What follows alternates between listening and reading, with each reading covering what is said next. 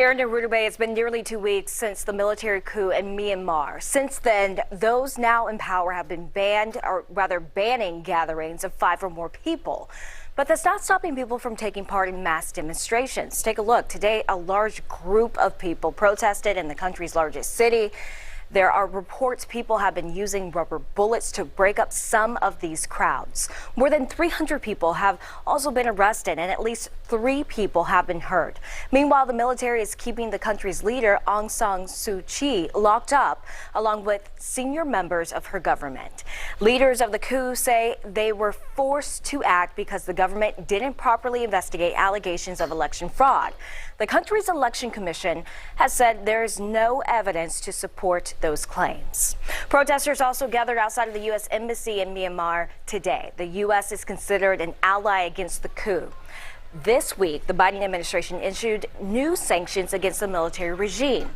The Treasury Department has frozen U.S.-based assets belonging to at least 6 people involved. And overnight, several buildings caught fire in the eastern part of that area. Hours earlier, thousands of protesters were marching in the area. It's still not clear how the fire started or if anyone was hurt.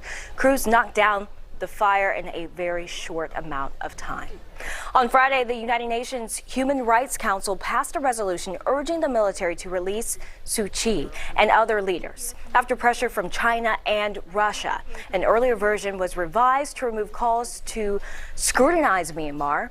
During the hearing, Myanmar's representative said the country is distancing itself from the resolution. It is imperative to preserve the dignity and the work of the Human Rights Council in accordance with the principles of universality, impartiality, objectivity, and non-selectivity, and constructive international dialogue and cooperation. Country-specific resolutions like this are not acceptable. We therefore dissociate with this resolution before us.